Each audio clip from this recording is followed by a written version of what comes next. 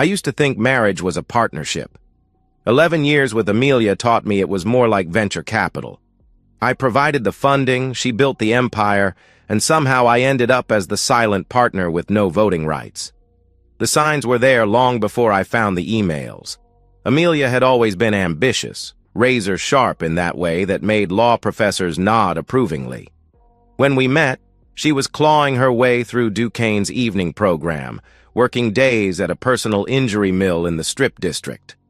I was the steady boyfriend who brought dinner to her study sessions, who listened to her practice opening statements in our cramped apartment bathroom mirror. After graduation, she landed at Morrison, Klein & Associates, one of Pittsburgh's white shoe firms. Corporate law, mergers, the kind of work that came with mahogany conference tables and clients who owned steel mills. I built her first client management system on our kitchen table, wrote custom encryption protocols to protect attorney-client privilege. She kissed my forehead and called me her secret weapon. That was 7 years ago. These days, she barely looked up from her phone when I spoke. The transformation happened gradually, like rust spreading through steel. First came the subtle corrections, how I held my fork at firm dinners, the way I pronounced amuse-bouche at some partner's anniversary party. Then the phone addiction, text messages during movies, emails during dinner, urgent calls that couldn't wait until after we'd finished making love. "It's the Peterson merger," she'd say, sliding out of bed to take another call from Richard Blackwood, the senior partner who'd become her mentor. "You know how these deals are." I knew how they were. I'd automated half the due diligence software their firm used. The passive disdain started small. Comments wrapped in lawyer speak, delivered with that practiced smile she used on hostile witnesses. "Nathan's more of a behind-the-scenes type," she'd tell people at cocktail parties, her hand on my arm like she was restraining a dog. "He's brilliant with computers, but you know how technical people are with social situations." I'd smile and nod, play the agreeable husband who didn't notice the way her colleagues exchanged glances. Last month, our home Wi-Fi started dropping signals in the evenings. Amelia complained it was interfering with her work calls, so I spent a Thursday night crawling around our Shadyside townhouse, checking router placement and signal strength. That's when I noticed her laptop was logged into an iCloud backup. Not her primary account, but one tied to an old work email she'd used at the injury mill. I shouldn't have looked.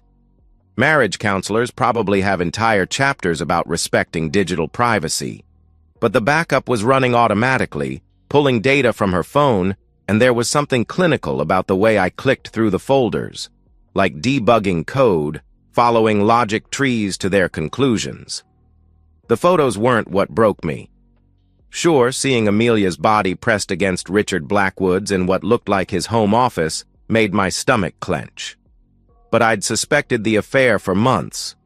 What destroyed something deeper was the email thread between them, saved in her drafts folder like love letters she couldn't bring herself to delete.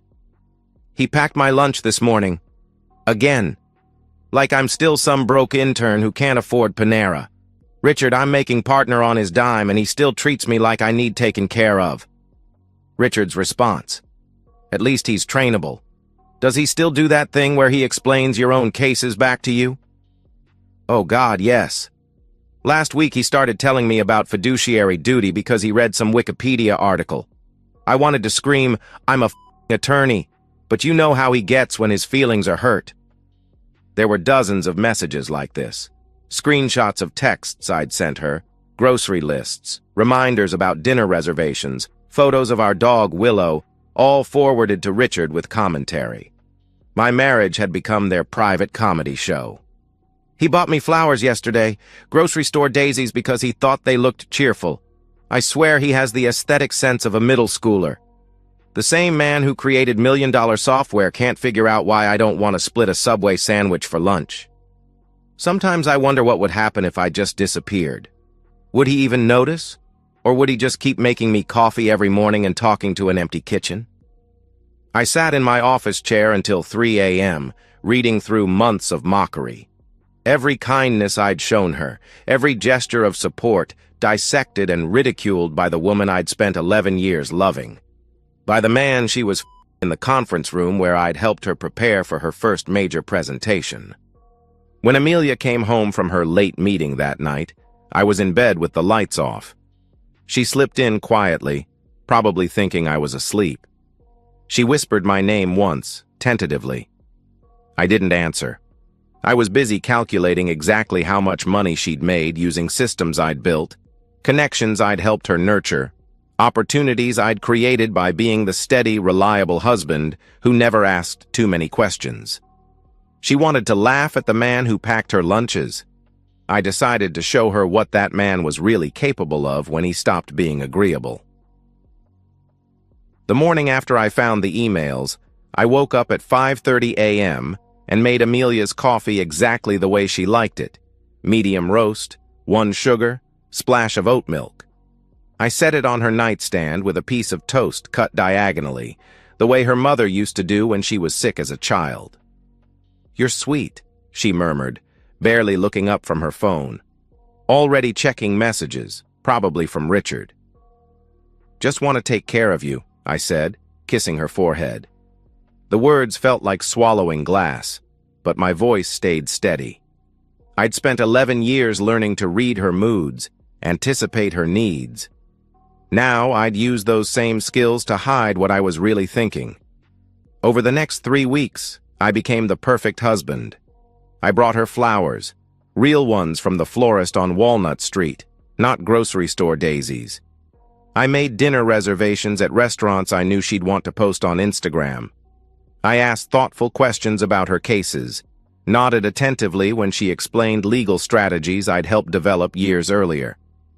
"You seem different lately," she said one evening, scrolling through her phone while I cleared the dinner dishes.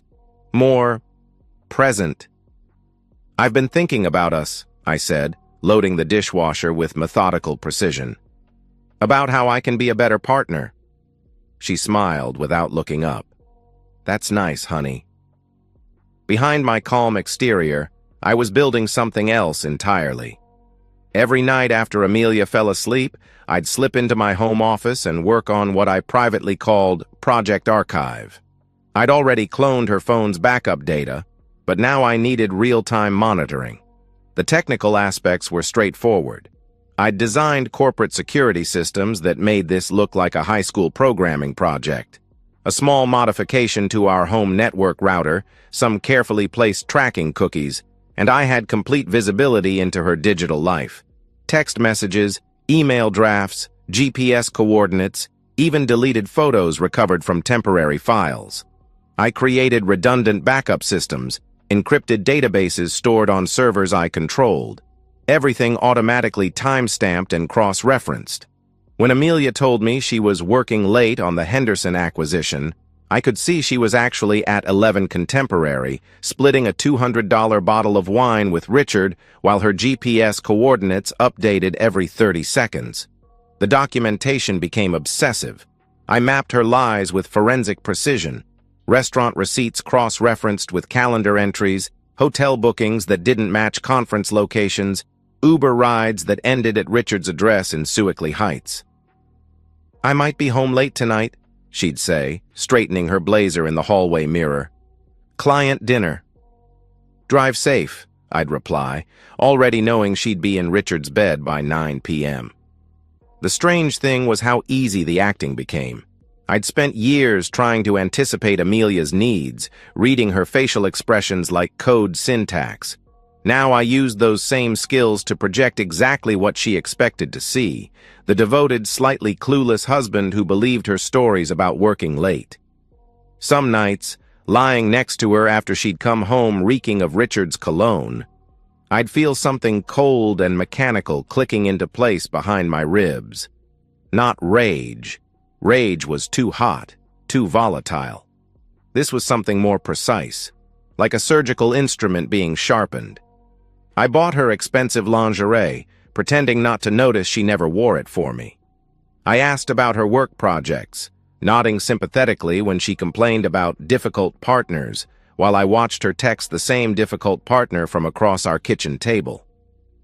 "You've been so supportive lately," she said one morning, accepting the travel mug of coffee I'd prepared for her commute. "I know I haven't been the easiest to live with." "Marriage is work," I said, kissing her goodbye. "We're a team." As soon as her car pulled out of the driveway, I'd return to my office and continue building her digital autopsy. Every email, every photo, every location ping organized into folders labeled with dates and cross-references. The evidence wasn't just about the affair anymore. It was about the systematic way she'd weaponized my love against me. I found screenshots she'd taken of my text messages to share with Richard. Photos of birthday gifts I'd given her, sent with commentary about my pedestrian taste. Even recordings, voice memos she'd made after our conversations, dissecting my words for Richard's entertainment like I was a psychological case study. The pattern was clear.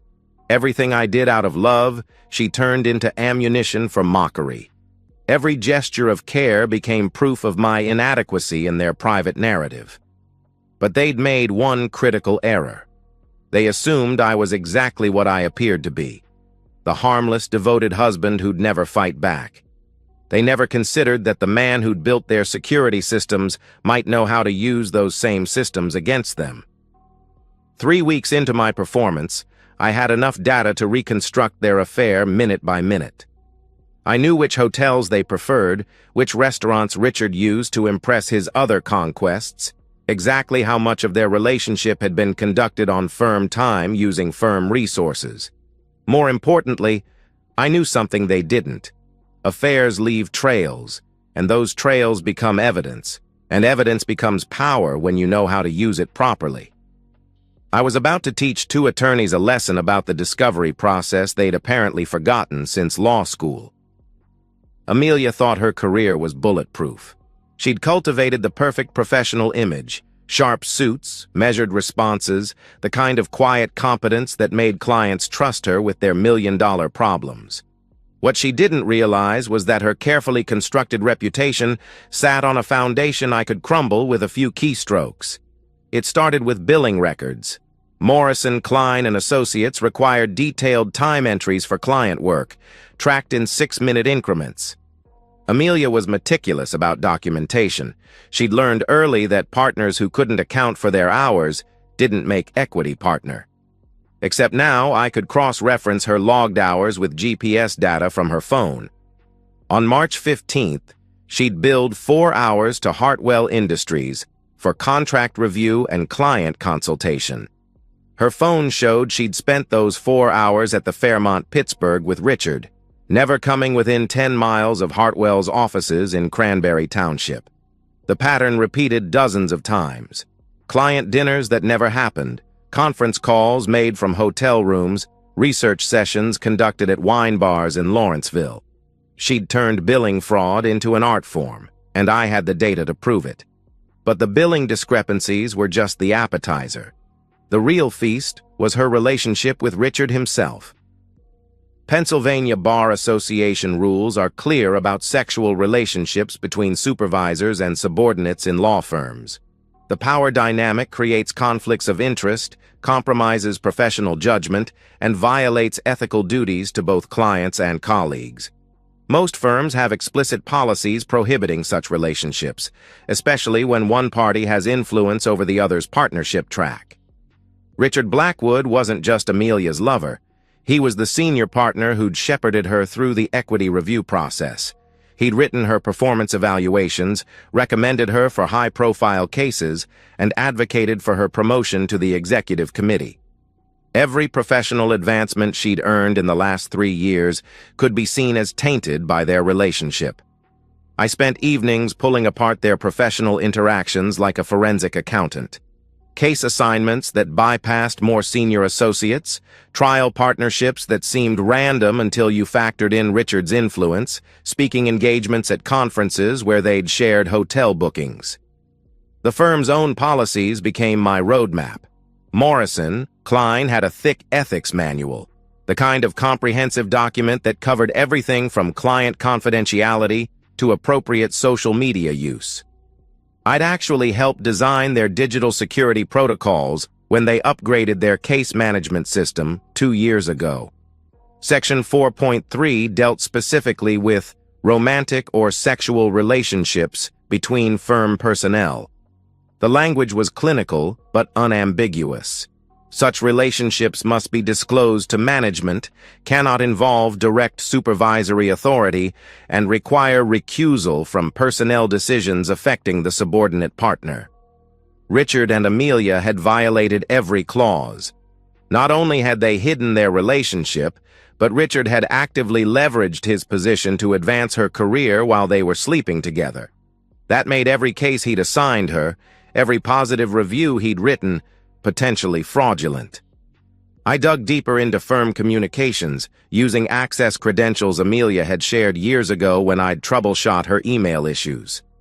Internal memos revealed the partnership evaluation process, including Richard's glowing assessments of Amelia's exceptional commitment and mature judgment. The same mature judgment that had led her to risk both their careers for afternoon sex in empty conference rooms. But the smoking gun wasn't in their professional relationship. It was in how they'd used firm resources to conduct their affair. Email metadata showed dozens of personal messages sent through the firm's server. Credit card records I'd obtained through Amelia's shared accounts revealed client entertainment budgets used for romantic dinners. Hotel bookings charged to the firm for conferences they'd never attended. They'd turned Morrison, Klein into their personal dating service, funded by client billable hours and partnership draws. The beautiful irony was how perfectly they'd documented everything themselves. Lawyers are obsessive record keepers by training, and their affair had generated enough evidence to fill a filing cabinet. Text messages discussing case strategies between orgasms, voice memos about client meetings recorded in Richard's bedroom, email chains mixing legal advice with sexual innuendo.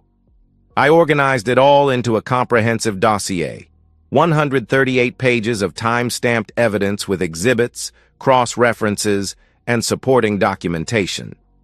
Every billable hour questioned, every ethical violation cataloged, every firm policy breach highlighted with the kind of methodical precision that would make a prosecutor weep with joy. The Pennsylvania Bar Association had an anonymous reporting system for ethical violations. So did Morrison, Klein's ethics committee. Both organizations promised thorough investigation of any claims supported by credible evidence.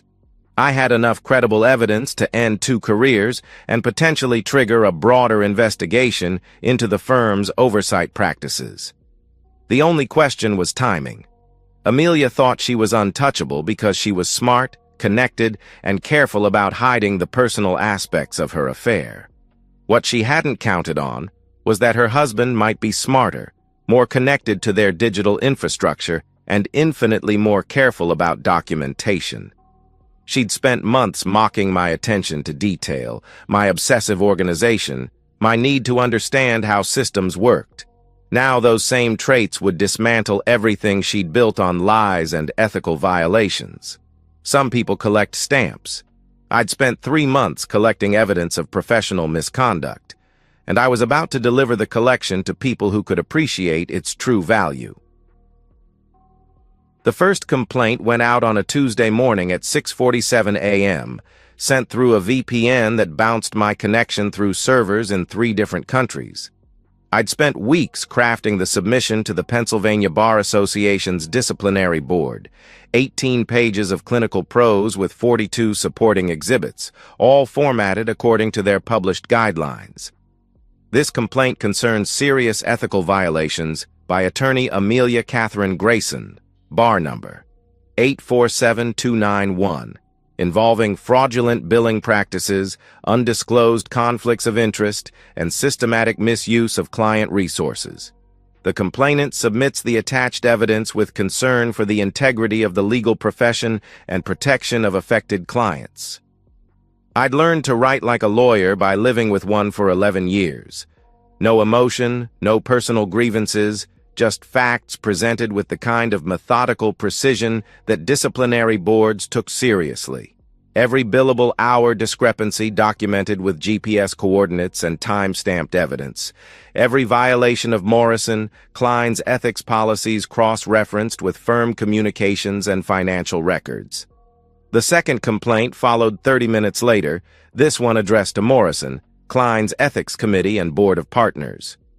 I'd customized the language to focus on Richard's abuse of supervisory authority and the firm's potential liability for systematic policy violations. The enclosed evidence suggests a pattern of ethical violations that may expose Morrison, Klein, and Associates to professional malpractice claims, regulatory sanctions, and reputational damage. The complainant respectfully requests immediate investigation to protect the firm's clients and professional standing. Both complaints landed in inboxes before most people had finished their morning coffee. I'd timed the submission for maximum impact. Tuesday morning meant the documents would be processed quickly, with enough time in the week for initial investigations to begin. Then I waited. Amelia noticed nothing different that evening. She came home from her client dinner with Richard at 9:30 p.m., humming softly as she kicked off her heels in the foyer. I was reading in the living room, feet up on the coffee table, picture of domestic contentment. "Good dinner?" I asked, not looking up from my book. "Productive," she said, leaning down to kiss my forehead. "The Hartwell contract is moving forward." "That's great, honey." She had no idea that I'd already documented how she'd billed Hartwell Industries for 8 hours of work while spending the evening in Richard's bed. The GPS data was particularly detailed. Her phone had connected to his home Wi-Fi network at 6:15 p.m. and hadn't moved until she'd driven home. The first cracks appeared Thursday afternoon. Amelia's phone buzzed during dinner, and I watched her face change as she read the message. Color drained from her cheeks, and her fork clattered against her plate. "Everything okay?" I asked, cutting my steak with careful precision. "Richard's been called to meet with the managing partners tomorrow," she said, her voice tight. "Some kind of administrative review." "Probably just routine," I said, chewing thoughtfully. "Law firms love their bureaucracy." She stared at her phone for another 10 seconds, then excused herself to make a call. I could hear her pacing in the hallway, voice low and urgent, but couldn't make out specific words. When she returned, her professional mask was back in place, but I caught the tremor in her hands as she reached for her wine glass. The second crack came Monday morning. Amelia's phone rang at 7:15 a.m., earlier than Richard usually called, too early for social conversation. I was making coffee, moving around the kitchen with practiced quiet, when I heard her answer with uncharacteristic sharpness. "What do you mean, suspended?" I paused in measuring coffee grounds, staying perfectly still. "They can't just... On what grounds?" Her voice climbed an octave. "Richard, what evidence?" "Evidence of what?" The conversation lasted 12 minutes. When she emerged from the bedroom, Amelia looked like she'd aged 5 years overnight. Her professional armor was cracking, revealing something fragile and desperate underneath. "Richard's taking a leave of absence," she announced, pouring coffee with shaking hands. "Some kind of internal investigation." "That sounds serious," I said, keeping my tone neutral. "Is the firm okay?" "It's fine," she snapped, then caught herself. "Sorry, I'm just stressed. It affects some of my cases." She left for work 30 minutes early, probably to begin damage control. I spent the morning in my office, monitoring her phone's GPS coordinates as she drove directly to Morrison, Klein's offices instead of her usual stop at Starbucks. The divorce papers were served Thursday afternoon at 3:47 p.m.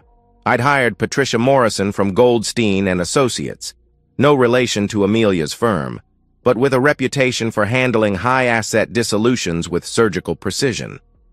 The process server found Amelia in the Morrison, Klein lobby, handed her the manila envelope, and walked away before she could fully process what was happening.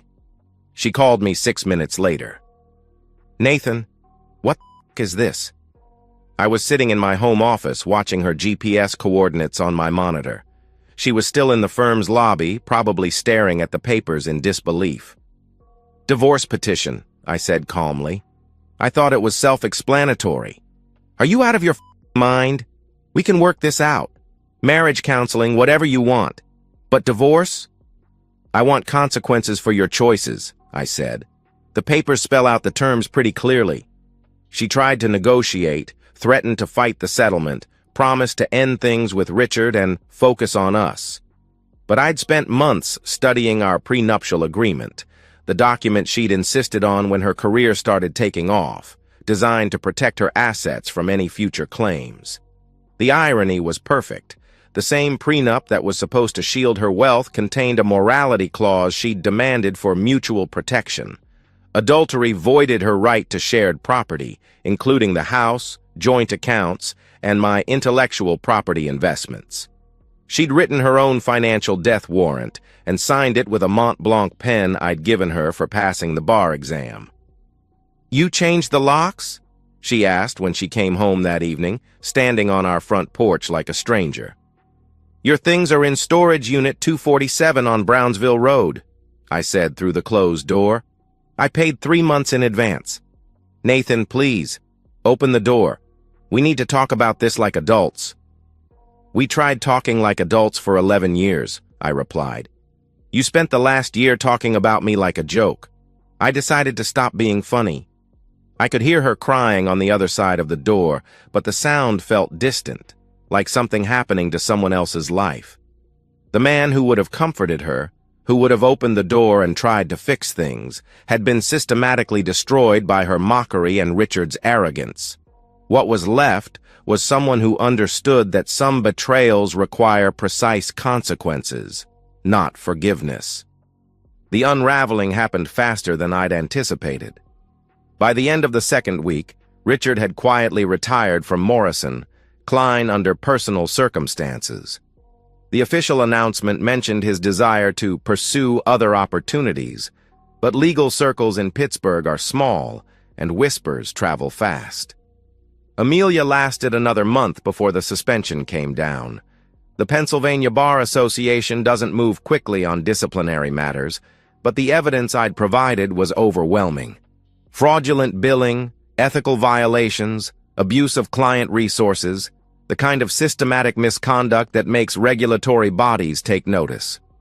Her LinkedIn profile changed 3 times in 2 weeks. First, senior partner at Morrison, Klein & Associates. Then, attorney at law. Finally, just legal professional. Each revision felt like watching someone erase their own identity in real time. The house felt different without her. Quieter, but not in a peaceful way. More like the silence after an explosion, when you're checking for structural damage. Willow, our golden retriever, kept sleeping on Amelia's side of the bed, nose pointed toward the door like she was waiting for familiar footsteps. I didn't date, didn't try to fill the space she'd left behind with new relationships or distractions. Instead, I worked. Clients needed security systems, and I built them. Companies wanted digital infrastructure, and I provided it. The technical challenges felt clean, logical, solvable in ways that human behavior never had. Friends disappeared gradually, the way they do when couples divorce and people are forced to choose sides. Most of them had known Amelia longer, found her more charming at dinner parties, more accomplished in ways they could brag about to other friends. I didn't fight for their loyalty or try to explain my side of the story. Let them think what they wanted. I had the truth, documented and time-stamped. The few people who reached out got polite deflection. My brother called from Seattle, wanting details about the divorce. "Just grew apart," I told him, which was technically accurate. We'd grown apart from the moment she decided I was worth mocking instead of respecting. Amelia's mother left 2 voicemails, her voice tight with controlled anger. "I don't know what you think you're proving," she said in the second message, "but destroying her career won't fix whatever's broken in you." I deleted both messages without responding. Her mother had never liked me anyway. I was the technical support guy who'd somehow convinced her brilliant daughter to settle for domestic stability instead of the powerful husband she deserved. Now Amelia was free to find that powerful husband. She'd just have to do it while rebuilding her career from scratch. The financial settlement went through without drama. Our joint accounts were divided according to the prenup, which left me with the house, my business assets, and about 70% of our accumulated wealth. Amelia kept her 401k, her car, and whatever professional reputation she could salvage. She tried to contest the intellectual property clauses, the security systems and software I'd developed that had partially funded her legal education and early career moves. But the documentation was clear. Those assets were mine before the marriage, enhanced during the marriage with my labor, and protected by agreements she'd signed when we'd first incorporated my consulting business. Her new attorney, someone from a smaller firm in the South Hills, called to discuss more equitable arrangements. Patricia Morrison, my lawyer, shut down those conversations with the kind of polite ferocity that made me glad I'd hired her. "Your client committed adultery," Patricia told them during one conference call I'd listened to on speaker. "The prenup is explicit. She's lucky Mr. Grayson isn't pursuing financial damages for the professional systems she compromised during her affair." That was a bluff. I had no legal standing to claim damages for her ethical violations. But it worked. The settlement closed 2 weeks later. I saw Amelia once more, at a Starbucks in Shadyside 6 months after the divorce was finalized. She was sitting alone at a corner table, laptop open, looking smaller than I remembered. Her hair was different, shorter, less polished. The expensive clothes had been replaced with something more practical, the kind of outfit someone wears when they're rebuilding instead of maintaining. She looked up when I walked in, caught my eye for a moment across the crowded cafe. I could see her calculating whether to approach, weighing the social dynamics of an accidental encounter between ex-spouses who'd ended things with lawyers and legal documents instead of conversations. I ordered my coffee and left without acknowledging her. Not out of cruelty, but because we had nothing left to say to each other. She'd made her choices, I'd made mine, and the consequences had played out exactly as they should have. Later, I heard through professional networks that she'd found work at a small firm in Monroeville, handling routine family law and personal injury cases. The kind of work she'd done before Morrison, Klein, before the partnership track, before she'd decided I was something to be mocked instead of valued. The wheel had come full circle, except now she was the one starting over without a supportive partner to help build her next attempt at success. I felt nothing about her diminished circumstances. Not satisfaction, not regret, just the kind of neutral acknowledgement you might have about a stock price or weather forecast. She'd gambled with our marriage and lost. The market had corrected itself, and now we were both living with the new valuations. I stand in the kitchen at 6:30 a.m., making coffee for one. The morning routine feels smaller now, more efficient. 1 cup, 1 spoon, no need to accommodate anyone else's preferences or schedule. Willow sits by my feet, still hopeful that a second person might appear to give her extra attention. The silence isn't lonely anymore. It's purposeful, like the quiet of a workshop where someone is building something that requires concentration. I've been building a new life, piece by piece, without the background noise of someone critiquing my methods or mocking my materials. This morning's project is a security system for a medical practice in Squirrel Hill. The doctors want something that protects patient data while remaining user-friendly for staff who aren't technically sophisticated. It's the kind of challenge I've always enjoyed. Complex problems with elegant solutions, where success is measured by function rather than opinion. I don't miss Amelia. That's the truth I've had to accept over the past year. What I missed was the idea of a partner who respected what I brought to the relationship, who saw my stability as strength rather than weakness, my reliability as valuable rather than pedestrian. That woman never existed. She was a projection, a fantasy I'd maintained even as the real Amelia was photographing my text messages to share with her lover, recording my conversations to dissect for their entertainment, turning 11 years of marriage into material for their private comedy show. The real Amelia was someone who could weaponize trust, who could smile while stabbing, who could accept my love and support while fundamentally despising the man who provided it. The real Amelia was exactly the kind of person who would commit professional fraud to fund an affair, then act shocked when the evidence surfaced. I gave her everything she said she wanted: financial security, professional support, unwavering devotion, space to build her career without domestic interference. In return, she gave me contempt disguised as affection, mockery packaged as humor, and betrayal presented as personal growth. The mathematics were simple. She withdrew value from our relationship while contributing nothing but performance art. When I closed the account, she acted like I'd stolen something that belonged to her. Some mornings I think about the life we could have had if she'd been capable of basic respect. Not love. I'm not sure she was capable of that either. But simple human decency toward the person who'd helped build the platform she stood on. If she'd been honest about losing interest, we could have divorced amicably, divided assets fairly, maybe even remained friends.